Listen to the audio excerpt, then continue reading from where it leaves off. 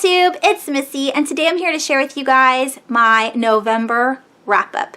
In the month of November, I read a total of 16 items. That is 10 graphic novels, 4 regular novels, and I do have half a novel that I'm going to be talking about later on because I'm hoping to finish it tonight. We will see. Although if I do finish it tonight, it will be in the December's wrap-up. Anywho, let's get started. I'm going to do my star rating by lowest to highest. So the first book I want to talk about is actually a graphic novel. Here is the picture. It is called Peanut. I returned all of the graphic novels that I'm going to be talking about in this video to the library, so I don't remember all of the authors' names, but of course you have the picture here and all of the information will be down below. For Peanut, I gave this book 2 stars, and it is about a girl who is going to a new school and pretends that she has a peanut allergy to make her special and to make friends out of like sympathy. I'm not sure. I didn't like the subject matter, and I didn't like the fact that she was making light of the fact that people have peanut allergies. The lie was super deep. Like, she was really into this lie. I don't know how she expected to continue on with this lie for the next 3 years of school.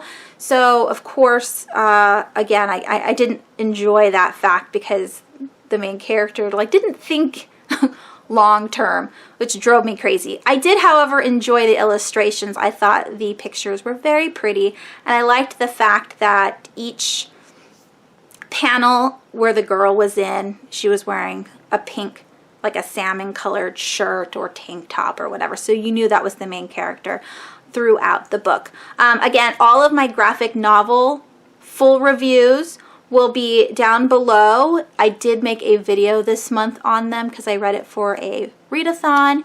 So yeah, you can check out that video if you want more information on all of the graphic novels that I read this month.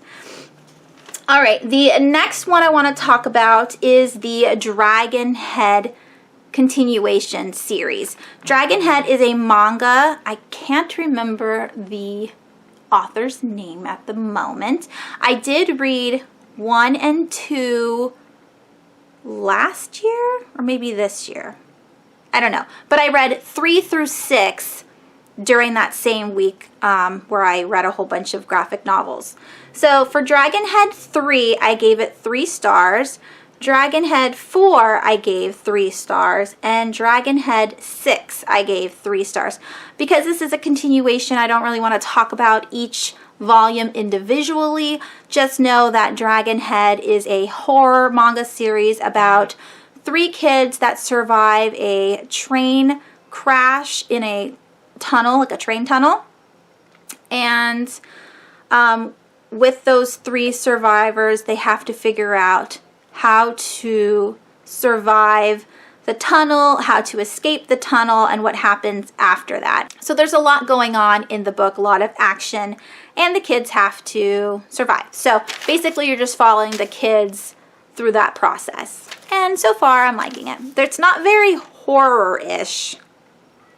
They do talk about the darkness taking over, which is your fear, so it's kind of paranormal-y.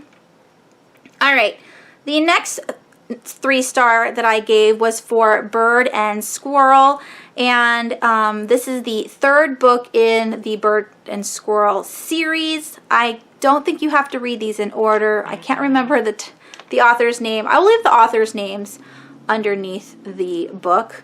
And yeah, I thought this was a super cute middle grade graphic novel. I loved the pictures. It was a cute story. So yeah, 3 stars. It was average. The next one I want to talk about is Iron West, and this is by Doug Tenopple. This is his adult graphic novel, not series, just standalone. It's about Preston Struck. I think that's his last name.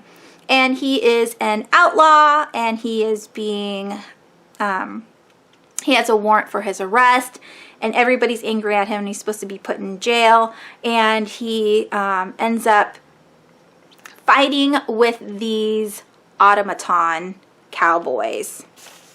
It was very kooky and I liked it. And there is a not Loch Ness Monster. There is a Bigfoot in the books. Yeah, God, in the book, not books, in the book. I thought it was fun. I really liked it.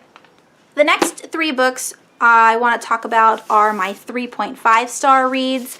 And the first one is And the Trees Crept In by Dawn Kurtagich. I never know how to say her last name, but she also wrote Dead House, which I read last year. I read this one at the very tail end of October, and I finished it the first couple days of November. This one was very strange. There are 4 characters, or 5 characters in this book. The main character's name is Sia. When she arrives at her aunt's house in the woods, she is 13, I think. And she has a little sister, Nori, who is 4 or 5. I can't remember. But they go to their aunt's house, and when they get there, the aunt is completely sane. Everything's fine. But once they get there, the aunt says, you know, now that you're here, you're not allowed to go into the woods. The creeper man will get you and kill you. And Sia goes, you know, that's not real. You're just trying to trap us here, yada, yada. And then the aunt goes a little cuckoo, and Sia has to be able to survive this haunted kind of house along with her sister, and the woods are coming closer and she's starting to panic. There are all these different writings in here. So we have poems going on. We have Sia's writing, which she writes on these burned pages. So she writes things, but she doesn't want to actually have a diary where people can read what she's been thinking. So then after she writes it, she burns them. And then she has a book that she found in her aunt's library that she actually does write in. And there's like bold-faced words in here. And you can actually read those bold-faced words because they make a sentence. So I thought that was cool. And also there is writing from different characters. So some of the writing is the little sister, Nori, some is the aunt, and of course the rest is from Sia. And then there's also a boy in this book who used to live with the aunt, but he no longer lives with the aunt anymore. There is a big twist in this book that I did not expect, and the ending was totally trippy. I mean, you go through this entire book, and it took me a little while to get through this book because it's just a stream of consciousness. Like, it's Sia battling with the fact that she's stuck in this house and her psychosis. Like, she thinks she's going insane. She feels sick all the time. She has no food to eat. The woods are creeping closer. She's afraid of the creeper man. All these things are happening at the same time. She doesn't know what to do. She has to deal with her sister. She has to deal with her aunt. And then there's this new boy who keeps coming around, and she's just like, go away. I don't really want to talk to you. So yeah, 3.5 stars. I thought it was absolutely fascinating. The reason why I gave it 3.5 stars and not higher is because it did take a while to get into. Maybe half of the book before I was just like, oh my, I think it was the twist. Because at first I was like, what is going on? I was totally confused. And I was getting irritated because the main character just seemed like a brat all the time. And then I realized, okay. And then at the end I was like, oh, duh. No wonder. She had all the reasons in the world to be treating everybody the way she was. And so, yeah, I really liked it. And it did remind me of a movie that I've seen that if I talk about it, you guys will obviously be spoiled. So I won't talk about the movie. But once you finish reading it, let me know if you know what the movie is that I'm talking about, because it definitely reminded me of that movie. And yeah, I really liked it. So the next one I want to talk about is Stuck in the Middle, edited by Ariel Schrag. This is the only graphic novel that I read during that week that I did not add to the graphic novel video, and that's because I was only halfway done when the readathon ended, and so I finished it that weekend. This is 17 short stories written by different comics, And here are some of the drawings. Now, because there was 17, I got to see a lot of different comic authors and experience a lot of different stories. The thing that I didn't like about this book is that most of the stories are very depressing. This is, I want to say it's semi-autobiographical about the actual comic themselves when they were that age. And what I thought was really cool is in the back, they have pictures of the authors or drawings of them from when they were the age that the story took place. So this is mostly middle school and early high school years. And yeah, out of the 17, there were, how many? 5 of them I really enjoyed. So the first one is Tips for Surviving. Okay, so this is Tips for Surviving by, what is it? Jace Smith. I really enjoyed the illustrations. They're very Tim Burton-esque, if you know what I'm talking about, with the big eyes and it's not very detailed. I really enjoyed that. But basically, this short story is about how to handle being bullied and what to do, and it was so good. I really liked it. You can always like make believe that the person isn't actually talking to you badly. Like you can say, oh yeah, you don't like my hair? Oh, I'm totally digging your hair. Or you know what I mean? Like you change it around to talking about them, so they go, oh yeah, and they forget that they were talking stink about you. And then there's the force field where you pretend that there is a barrier against you, and anything somebody hits or says to you bounces off and it doesn't actually penetrate your force field. Whatever works to keep you being able to survive middle school and high school, because there are lots of kids that are mean out there. So I really enjoyed that one. I thought it was funny. Okay, the next one that I liked was Tina Rati, and this is by Cole Johnson. I really enjoyed the floating panels. Like it's just there. They're not connected. I liked the illustrations a lot. I liked the simplicity of them. And this is just about, again, a new girl going to school and how she deals with, you know, people picking on her because, you know, they've known their friends at the school for a long time and she's new to the school and what she does to make friends.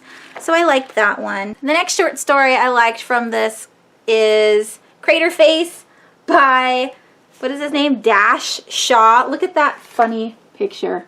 Not that one. You see where it's just like zit, zit, zit, zit, zit, zit, zit, zit, zit.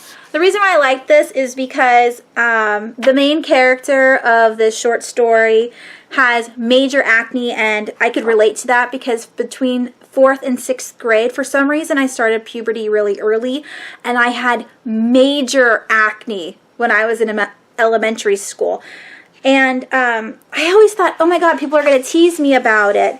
And this boy gets a new neighbor, and they become friends even though he thinks he's hideous. She doesn't see the pimples, and so I really liked that she looked past his exterior but enjoyed his personality and how fun he was, and he was interesting like with the things that he said. She didn't care that he had zits, which I liked. That was nice. The next one that I liked was A Relationship in 8 Pages. This is also something that I could relate to, and that's why I liked it. It's about a boy who sees this really cute girl, and she goes, she's like walking down the hall, and he goes, hey, do you want to be my girlfriend? And she goes, yeah, sure. And then they break up on the same day. that has happened to me where a boy asked me out and I was like, yeah, totally. Like, I think it was 7th grade. And then he ended up breaking up with me that day. So it's the opposite. It's a boy who asks a girl and she dumps him within the day. And it was a boy who asked me and then he dumped me within a day. When you're little like that, love is fleeting. I don't know why he asked me out, but he had second thoughts by the end of the day. And so he called me and said, I was just joking, never mind. Which is, you know, something to remember. It wasn't that bad. Sure, when I was little, I was like, oh, heartbroken, but you move on, right? So yeah, I liked this story. And the very last story that I enjoyed from this short story collection was Shit by the editor herself, Ariel Schrag. And I just thought it was so funny. It's about a girl who becomes friends with this new girl, and this new girl invites her to spend the weekend with her on her family's boat. And they sleep on the boat, but they have dinner and all that stuff at a family friend's house. Now the rule is you can pee on the boat, but you can't poop on the boat. And the girl ends up pooping on the boat. And she's trying to figure out what to do with the poop now that she's pooped on the boat, because she's only supposed to pee on the boat, and she's like freaking out about it. And she doesn't want the new girl to know that she has pooped on the boat, because then the new girl won't like her anymore. Oh my God.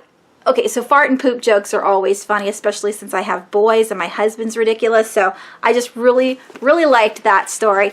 So yeah, I gave this 3.5 stars. I enjoyed 5 out of the 17. The other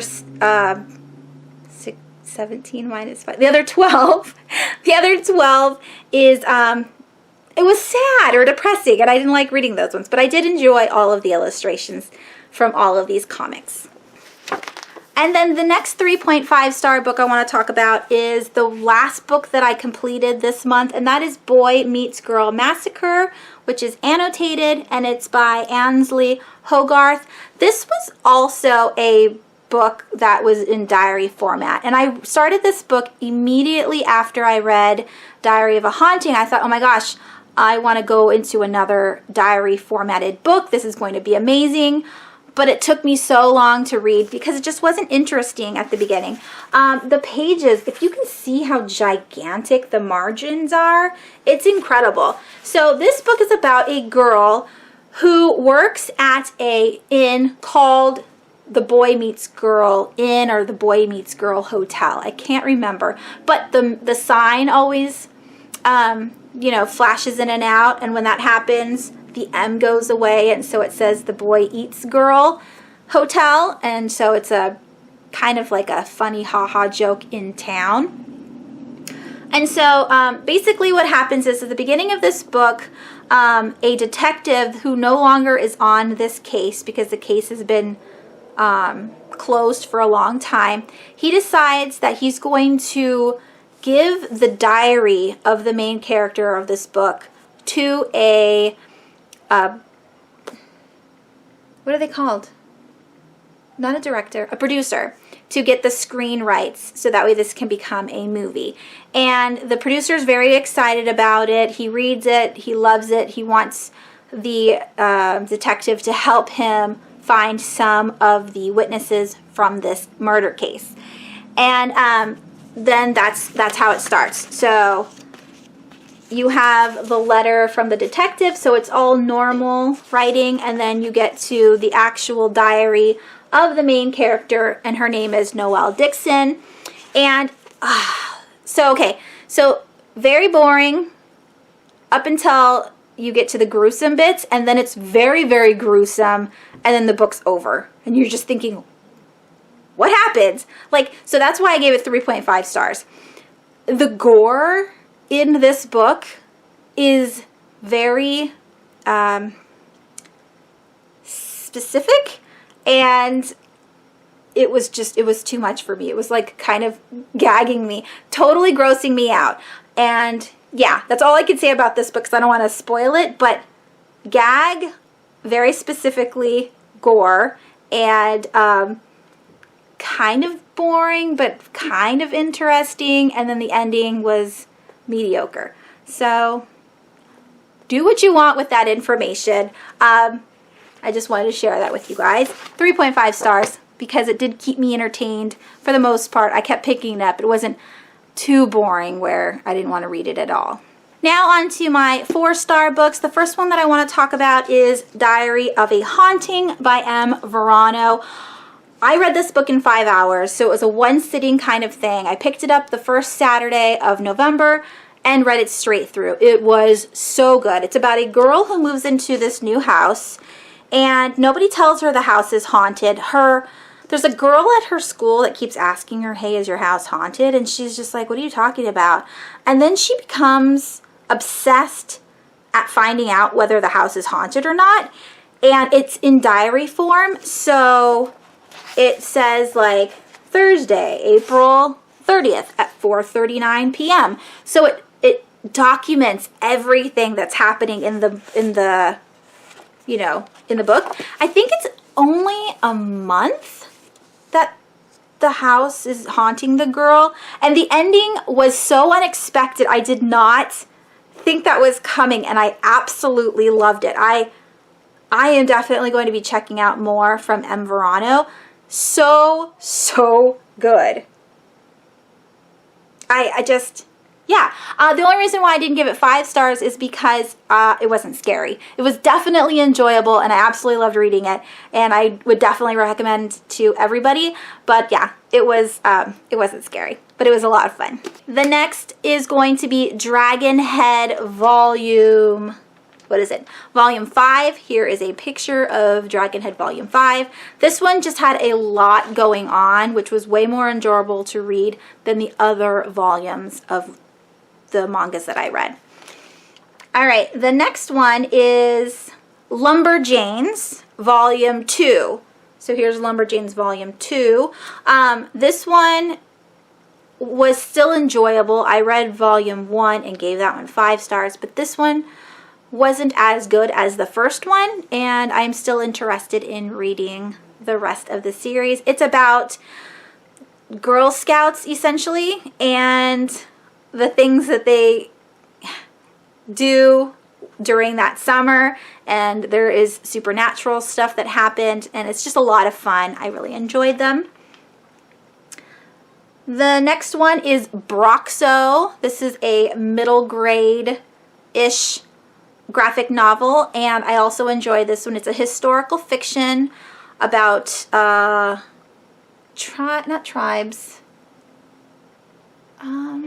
clans.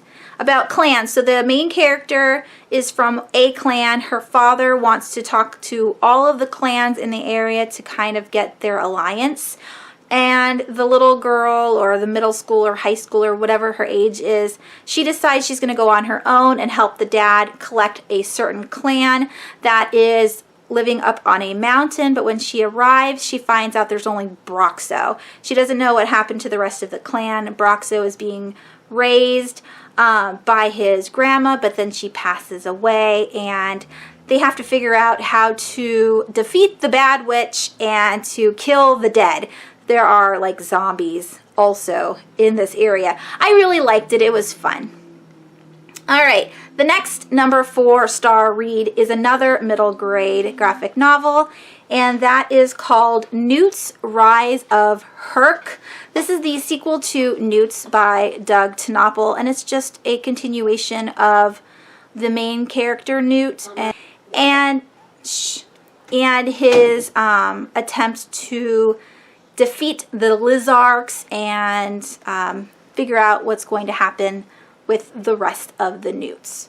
Down to my 5-star books for the month of November. I already talked about it a little bit. Lumberjanes Volume 1 got 5 stars. It was my introduction to the girls and the supernatural and what they do at camp, and I just thought they were so kick-ass and very smart and funny, and it was just very entertaining. I absolutely loved this graphic novel. It is YA. And the very last book I want to talk about for my wrap up is this honker. This is my favorite book of the month of November. This is Gemina by Amy Kaufman and Jay Kristoff. This is the sequel to Illuminae. I just so happened to buy a signed copy, which is very exciting. Let's see the signed copy. Yay! Signed by the authors themselves. All right, so how can I explain this series without spoilers?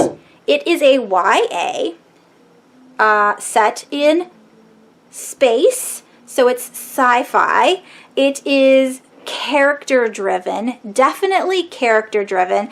Illuminae was more or less sci-fi horror because there was a biological outbreak and that was very scary, and you had an AI that was losing control and kind of taking over, and so that was very scary. And then you have Gemina, which is, in my opinion, a sci-fi action adventure. So we have like sky pirates in this book, and corporate corruption, and yeah. Okay, so that's the kind of like genre-ish of what these two books are. So let's just talk about this book first. So in this book, we're dealing with a whole new set of characters from Illuminae. The Illuminae characters kind of come in towards the end of the book, but it's more of a hi, I'm still here, and then that's it. So there was like a cameo of them. But we're focused on the Hemdale. Is it Hemdale? So the Hemdale waypoint is where you wormhole jump to different systems in the galaxy. Now in Illuminae, our main characters are trying to get to the Hemdale, and in this book, our main focus is the Hemdale itself and what's going on while the ships in the first book are trying to get here. So in this book, we learn about all these new characters.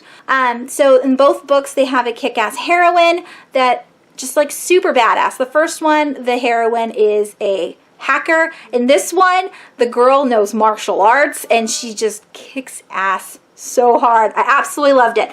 There are twists in this book that I was just shocked about. I couldn't believe the ending killed me. That makes me want to read the third book so badly, and who knows when the third book's coming out. At this point in time, it just says 2017, so it's probably going to come out in the fall like the other books have come out.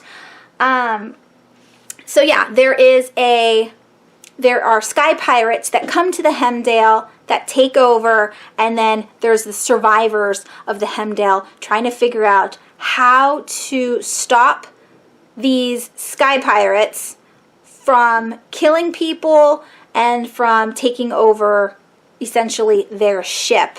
There is the corporate system that has sent these sky pirates to attack the Hemdale and to wipe them out. There's another battleship that's coming that is going to go through the wormhole to get rid of the evidence of Illuminae, which is, you know, something that wasn't supposed to happen that happens. Again, I don't want to talk about anything if you haven't read any of the books, but it's so good. The adventure is so good. Action is so good. It was fast paced.